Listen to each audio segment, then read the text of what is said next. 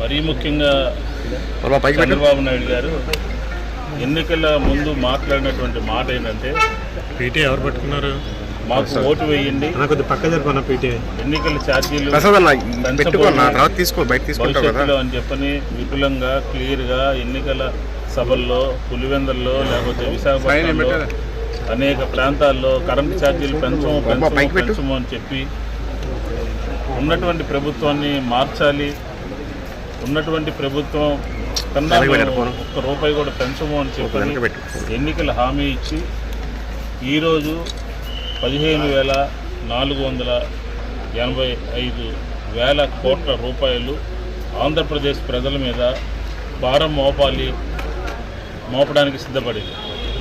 ఈ బహిరంగ విచారణ అంతా కూడా తూతూ మంత్రం.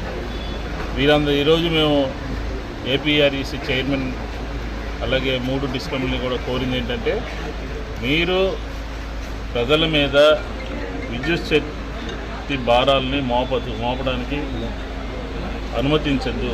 ప్రభుత్వాన్ని రిక్వెస్ట్ చేయండి, 15,000 కోట్లు ప్రభుత్వం నుంచి సబ్సిడీ కింద మీరు తీసుకోండి. అంతే తప్ప ప్రజల మీద ప్రతీ నెల కూడా వచ్చే మార్చి నాటి వరకు ప్రతీ నెల విద్యుత్ శక్తి భారం మోపిన విధంగా, లేకపోతే ప్రజలకి ఇబ్బంది కలిగే విధంగా కేటగిరీ 1లో కానీ 2లో కానీ 3లో కానీ 4లో కానీ అనేక రకాలుగా భారం మోపడానికి సిద్ధపడుతున్నారు.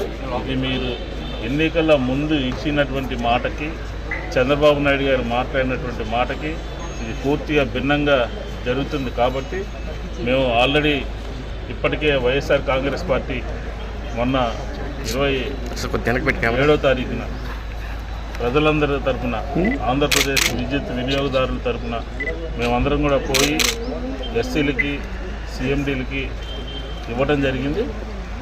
ఈరోజు మళ్ళీ బహిరంగ విచారణ పేరు మీద ప్రజల దగ్గర నుంచి అభ్యంతరాలు స్వీకరిస్తున్నారు. కాబట్టి మా అభ్యంతరం, వైఎస్ఆర్ కాంగ్రెస్ పార్టీ అభ్యంతరం, విద్యుత్ శక్తి భారాలని మోపవద్దు.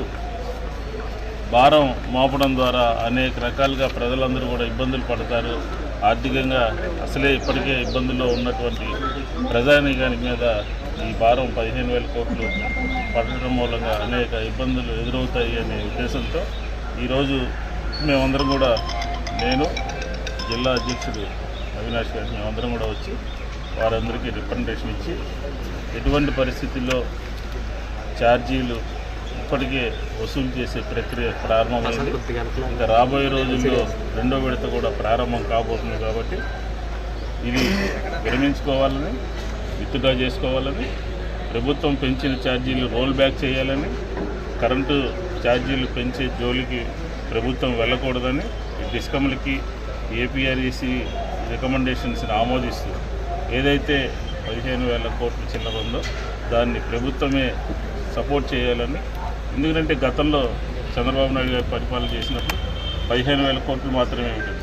మేము 43-44,000 కోట్లు ఇచ్చి దాన్ని స్థిరీకరించి ప్రజల మీద భారాలు పడకుండా చూసాం. కాబట్టి ఆ దిశగా ఇప్పుడున్నటువంటి యంత్రాంగం అంతా కూడా పనిచేయాలని చెప్పిన ఉద్దేశంతో ఈరోజు మేము వచ్చి వారందరికీ రికమెండేషన్ అడిగారు. మేము సూటిగా అడుగుతున్నాం, మేము కాదు, చంద్రబాబు నాయుడు గారు ఏం ఓటు వేయించుకున్నారు అని అడుగుతా ఉన్నాం. అవన్నీ ప్రజలు దాని తర్వాత ప్రజలు చాలా సార్లు ఓట్లు వైఎస్ఆర్ కాంగ్రెస్ తిరుపతి ఎలక్షన్స్ లో, మున్సిపాలిటీలో, జిల్లా పరిషత్తులో. కాబట్టి దాని గురించి ప్రజలు ఆమోదించిన దాని గురించి కాదు. ఈ రోజు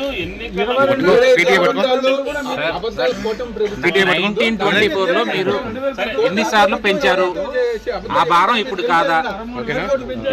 మీకు పరిచయం చంద్రబాబు నాయుడు గారు పులివెందుల్లో మాట్లాడుతూ ఎన్నికల ఛార్జీలు పెంచను అని చెప్పారు.